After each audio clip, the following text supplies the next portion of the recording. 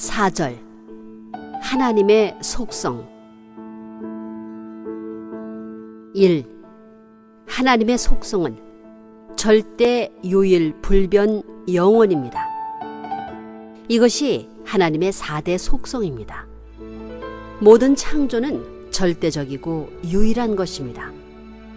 모든 것이 절대적인 자리에 있기 때문에 절대적으로 자기 자신을 그 위치에 세우는 것입니다. 그래서 모든 것이 유일합니다.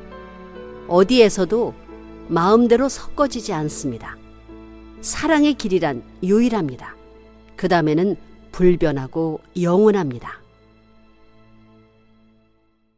하나님의 주류 속성 2.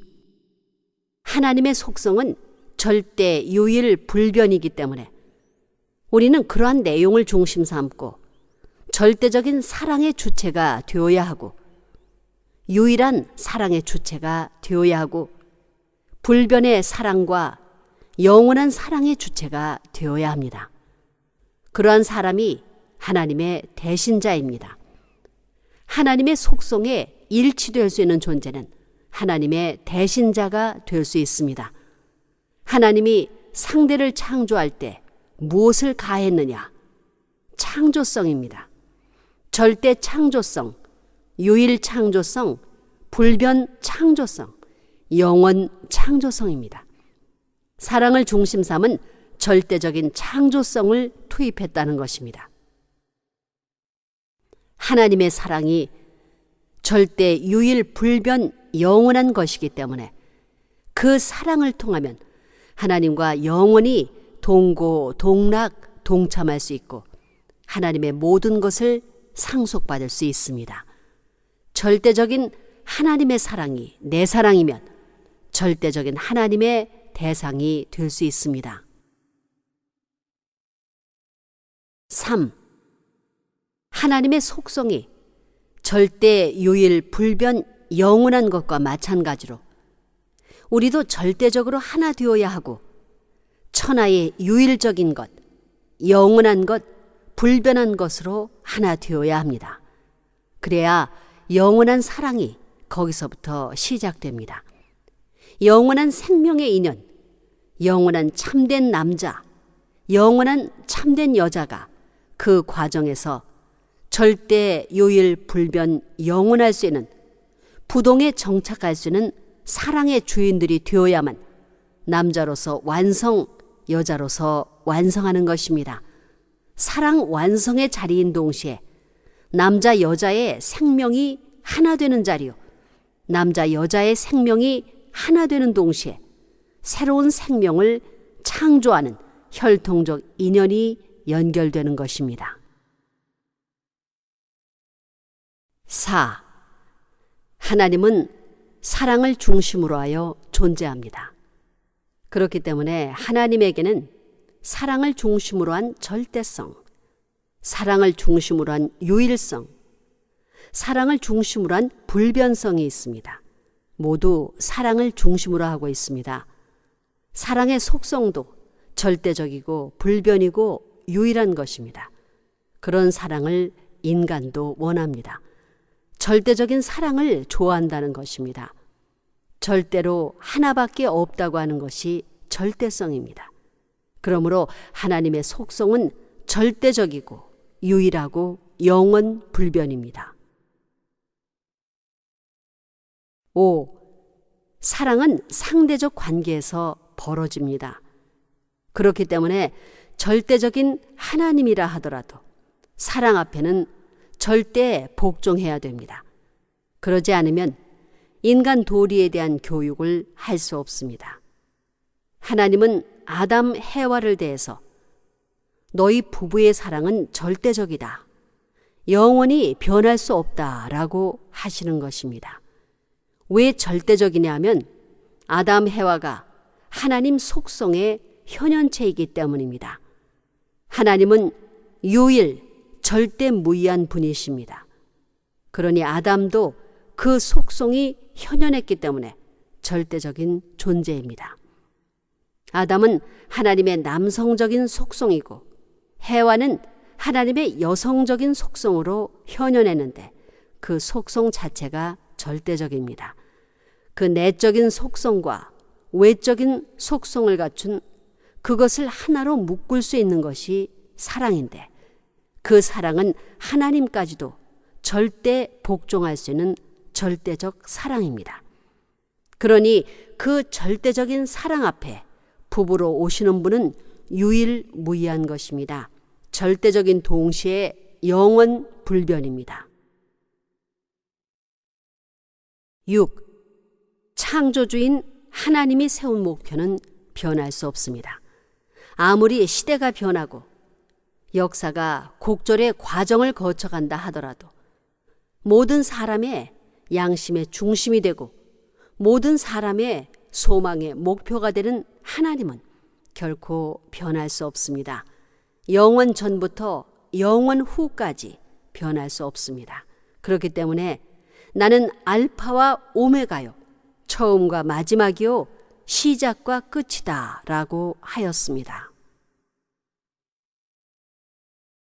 참사랑의 근원이신 하나님. 7. 하나님은 사랑의 뿌리, 근원입니다. 또 하나님은 생명의 뿌리입니다. 그 다음에 하나님은 혈통의 뿌리이고 양심의 뿌리입니다. 우리가 사랑이라든가 생명, 혈통, 양심을 보지도 못하고 만질 수도 없지만 있다는 것을 아는 것과 마찬가지로 하나님을 볼 수도 없고 만질 수도 없지만 있다는 것을 알 수 있습니다. 그러면 생명의 뿌리가 되고 사랑의 뿌리가 되는 하나님은 어디에 있느냐? 공중에 있는 것이 아닙니다. 우리의 생명과 사랑의 뿌리 가운데 하나님이 계시기 때문에 못 느끼는 것입니다. 8. 하나님은 참사랑의 뿌리입니다. 뿌리는 줄기를 통해서 순과 통합니다. 그렇게 돼서 가지는 동서남북으로 뻗습니다. 동서남북으로 뻗으면 뻗을수록 순도 자라고 줄기도 자라고 뿌리도 자라는 것입니다. 그래서 하나님은 인간 세계에 참사랑을 중심 삼은 종적인 아버지라는 것을 발견할 수 있습니다. 종적인 참사랑을 중심 삼은 아버지가 창조주이십니다. 9. 사랑의 뿌리가 하나님입니다. 하나님은 뿌리 중에 뿌리입니다. 그 사랑의 뿌리에 접붙여야 됩니다. 거기에 하나 되면 그 사랑의 뿌리에 연결되고 거기서 싹이 나와서 가지를 무성히 뻗치면 꽃이 피고 열매가 맺힙니다. 거기에서 주인의 소망이 꽃피는 것입니다. 싹이 나와서 가지를 틔워야 합니다. 싹만 나가지고는 망합니다. 싹이 나와서는 가지를 뻗쳐야 됩니다. 주된 가지를 비롯해서 수많은 가지가 나와야 합니다. 수많은 잎들이 무성해야 거기에 꽃이 핍니다. 그것이 자라는 순서입니다. 그렇게 해서 본래의 완성 단계를 거쳐가는 것입니다. 10. 사랑의 주인이 하나님입니다. 하나님이 사랑의 뿌리입니다. 뿌리 가운데 중심 뿌리는 하나입니다. 중심 뿌리에 통할 수 있는 사랑이 어디 있느냐에서 찾아가야 됩니다. 그러니 완전히 하나님과 같이 되어야 합니다. 하나님은 몸 마음이 절대적으로 하나 된 것과 마찬가지로 우리도 몸 마음이 절대적으로 하나 될 수 있는 아들, 딸이 되어야 합니다. 11. 선의 하나님은 희생과 사랑의 하나님입니다. 사랑은 희생의 본질을 떠나서는 있을 수 없습니다. 사랑하는 사람을 위해 희생했다고 해서 그 희생을 희생으로 생각하지 않습니다. 희생하면 희생할수록 보람을 느끼는 것입니다. 사랑이란 그런 상이한 소성을 갖고 있습니다. 사랑이 얼마만큼 크냐 하는 것을 생각할 때 그것을 드러내는 자리는 반드시 희생하는 그 양이 얼마나 크냐 하는 것에 따라서 크고 작고 높고 낮은 사랑이 결정됩니다. 희생이 크면 클수록 큰 사랑을 드러내는 것이요, 희생이 작으면 작을수록 거기에는 작은 사랑을 드러내는 것입니다. 12. 하나님은 절대적인 사랑의 존재입니다. 하나님은 사랑의 대상인 인간을 창조하여 당신의 사랑을 그 위에 쏟아 놓을 수 있기를 원하였습니다. 그렇게 함으로써 하나님은 자연히 남자와 여자로부터 그 사랑을 돌려받기를 기대하였습니다. 그렇게 했다면 하나님은 무한한 기쁨을 느꼈을 것입니다. 아담과 해와는 먼저 자신들끼리 사랑 속에서 하나 되어야만 하나님의 사랑의 완전한 대상이 될 수 있습니다. 따라서 아담과 해와가 한 쌍의 성숙한 인간이 되어 하나님을 닮고 하나님의 사랑을 받고 그 사랑을 하나님에게 돌려드리기 위해서는 성장, 성숙의 기간이 필요했습니다. 13. 하나님이 천지 창조를 사랑 때문에 했습니다. 그 사랑의 대상이 누구냐? 인간입니다. 이것이 인간의 가치입니다. 하나님은 사랑의 왕이시니까 부모 사랑도 갖고 있고 부부 사랑도 갖고 있고 형제 사랑도 갖고 있습니다. 동서남북, 전후좌우 그 본성을 가지고 참된 사랑을 갖기를 바라는 상대가 나타날 때는 언제든지 대할 수 있는 주체이기 때문에 하나님은 사랑의 대왕이십니다. 정지의, 인격적인 하나님. 14. 하나님은 인간과 어떤 관계에 있느냐? 하나님이 인간과 관계를 짓기 위해서는 인격적 신이어야 됩니다. 인격적 신이 되려면 인간 같아야 됩니다. 인간에게 마음이 있고 몸이 있는 것과 마찬가지로 인간을 지으신 하나님도 인간과 더불어 공동 목적을 가질 수 있는 그 본체라면 인간을 닮아야 됩니다. 이성성상이라는 개념은 거기서 나오는 것입니다. 15. 창조주이신 하나님이 창조할 때 무목적인 창조물을 지을 수 없는 것입니다. 인간은 정지의의 자체로 되어 있으니만큼 이와 같은 인간을 지으신 하나님도 역시 정지의의 본체가 아닐 수 없습니다. 16. 하나님은 인격적 신입니다. 인격적 신이기 때문에 정지의를 갖춰야 됩니다. 그래야 우리와 통할 수 있습니다.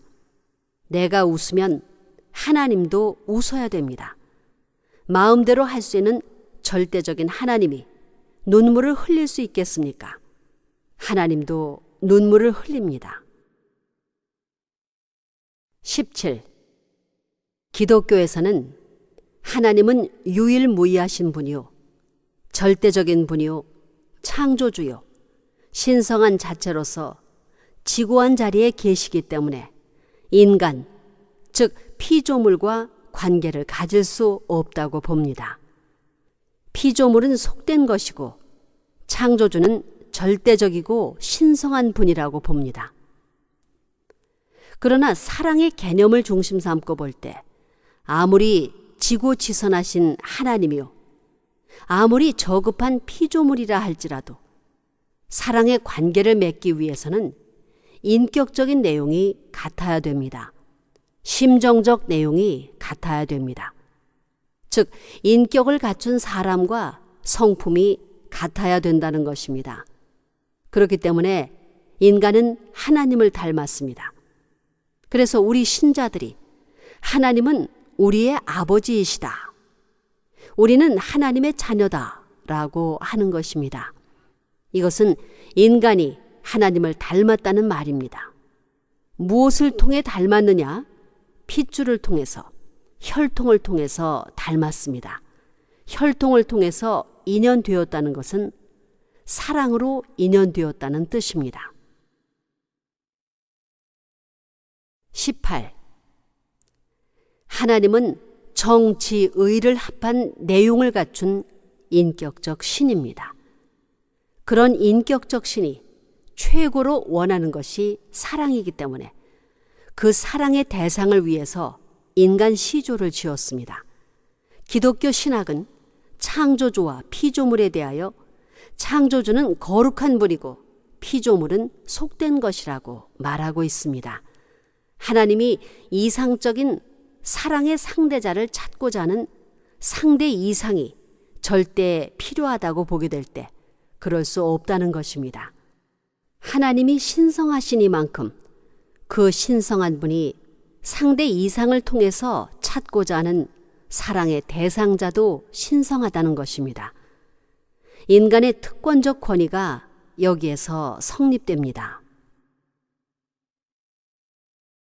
19. 철학의 최후 종착점은 신을 발견하는 것입니다. 그 신은 어떠한 신이냐? 절대적인 신, 불변의 신, 유일의 신입니다.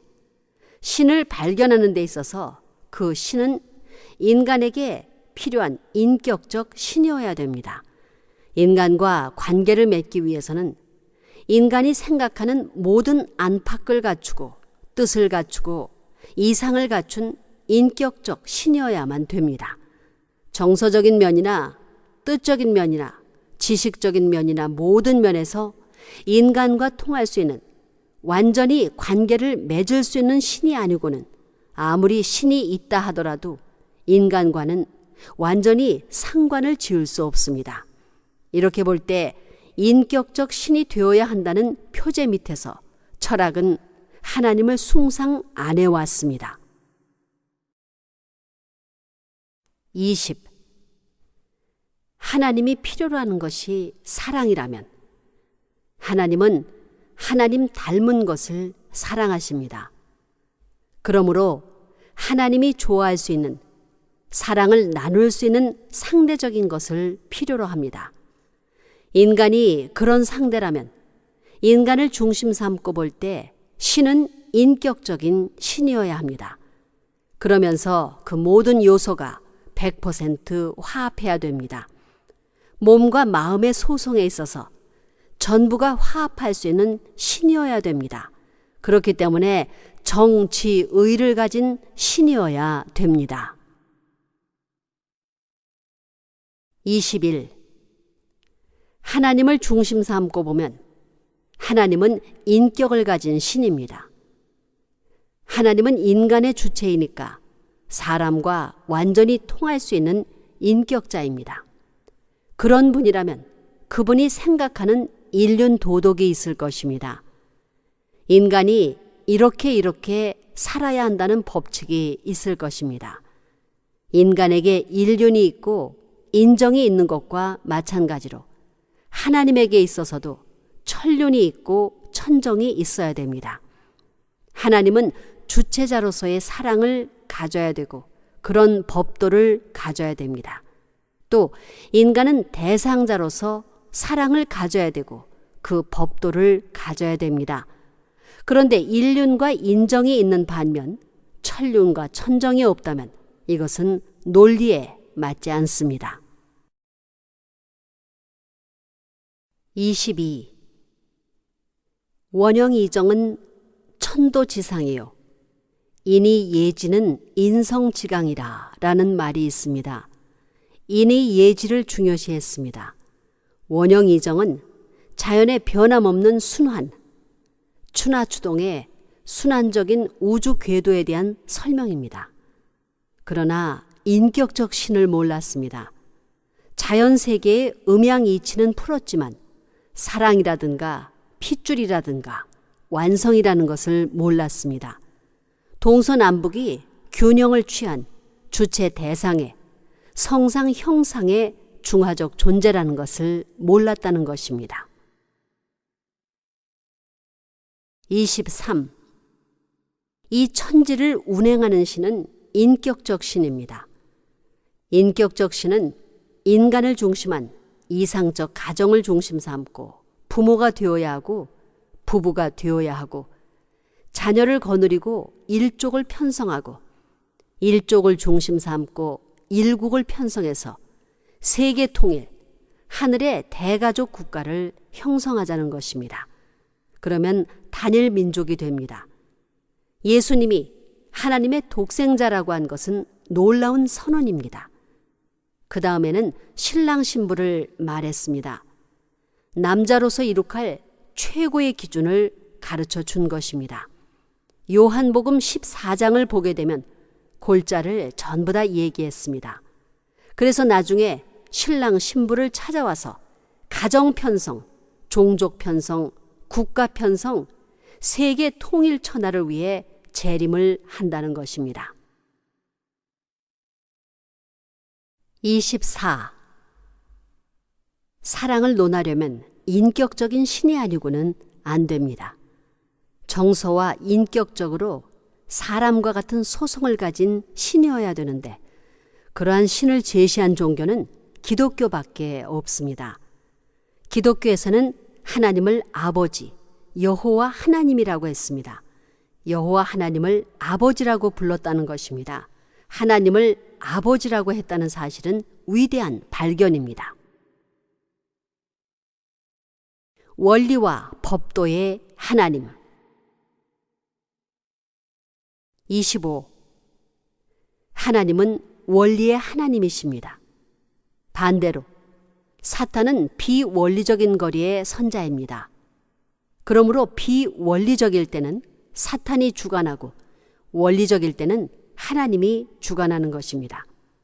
하나님이 천지를 창조하셨던 위치를 보게 되면 하나님이 있고 다음에 아담 해와가 있고 다음에 천사장이 있고 이렇게 되어 있습니다. 이것이 원리적입니다. 26. 종교 생활은 뭐냐? 본성의 생활입니다. 본성은 원리의 중심입니다. 하나님은 원리의 주인입니다. 그렇기 때문에 하나님은 원리를 관리할 수 있습니다. 본성의 자리만을 중심 삼고 하나님이 관리할 수 있습니다. 본성의 자리는 절대적인 하나님과 하나 되어 있기 때문에 본성도 절대적인 자리를 취하려고 합니다. 마음이 몸을 대해서 언제나 명령할 수 있는 것은 절대적이기 때문입니다. 또 원리적이기 때문입니다.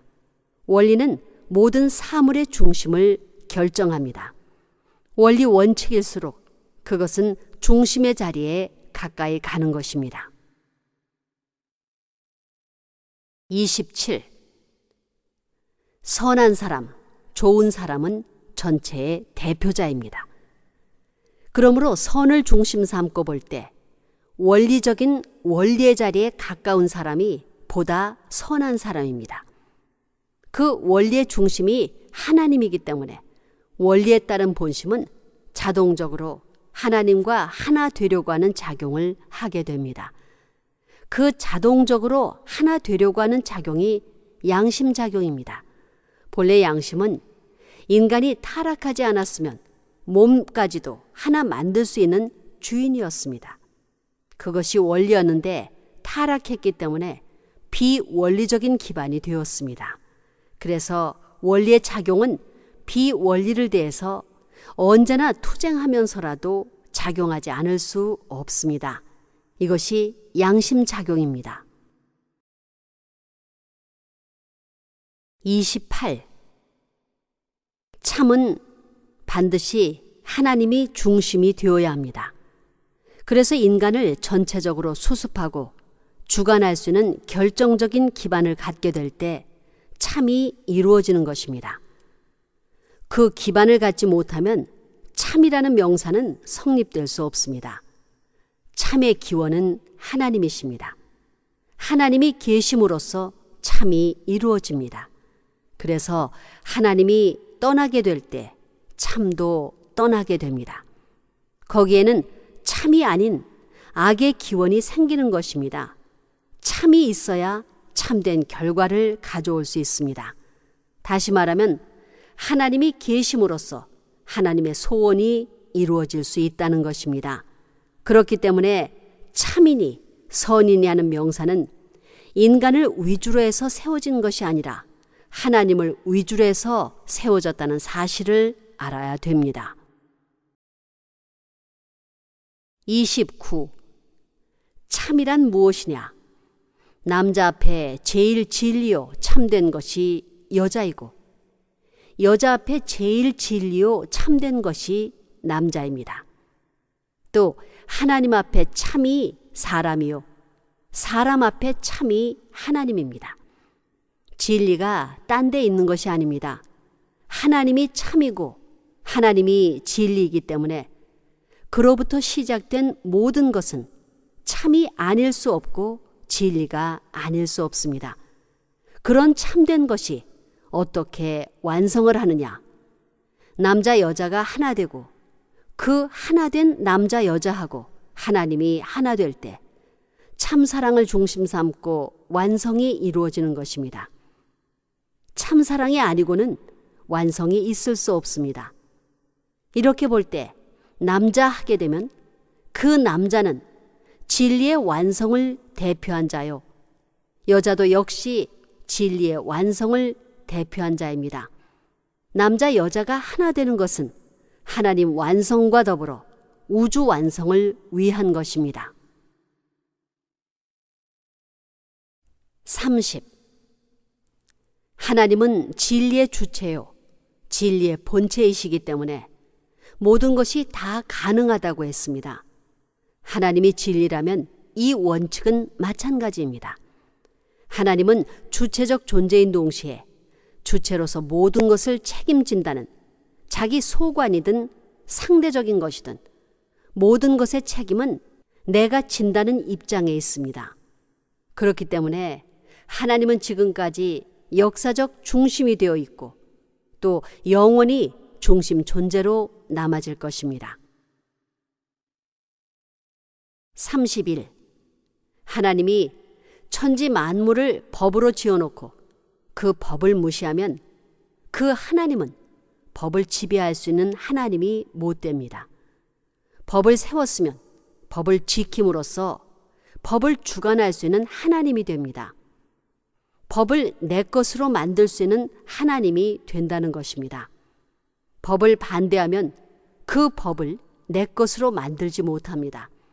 법을 지켜야 그 법이 하나님의 것이 됩니다. 자기가 그 법과 하나 되었기 때문에 그 법을 중심 삼고 판단할 수 있고 안 된다고 제재할 수 있고 명령할 수 있습니다. 그러지 않고는 법을 가지고 판결할 수 없고 선고할 수 없습니다. 32. 기독교에서 하나님 아버지, 전지전능하신 아버지라고 하는데 전지전능한 하나님도 원칙 기반 위에서 전지전능이지 무원칙 기반 위에서 전지전능이 아닙니다. 마음대로 하는 하나님이 아닙니다. 자기가 법을 세워놓았으면 영원하신 분이 제정한 법은 영원한 것입니다. 자기가 세워놓은 것이라고 해서 마음대로 할 수 없습니다. 33. 기독교 목사들은 전지전능한 하나님이 창조의 능력을 가진 하나님이 이제라도 마음대로 할 수 있지라고 하는지 모르지만 천만에요. 천지의 모든 존재물은 법칙, 대원칙에 의해서 작용합니다. 제 아무리 하나님이라도 이 원칙을 파괴하고 행동할 수는 없습니다. 이 나라의 대통령이라도 헌법을 위주로 하여 제정한 모든 법, 입법을 통해 제정한 법을 중요시해야 됩니다. 하나님은 절대자이고 영원, 불변, 유일의 존재이기 때문에 그분이 정한 법은 절대, 유일, 불변이라는 것입니다. 이 법에 일치될 수 있는 상대자가 필요합니다. 상대자가 있어야 됩니다. 개인을 해방할 수 있는 그 법에 일치할 수 있는 세계를 대표할 수 있는 상대자가 필요하다는 것입니다.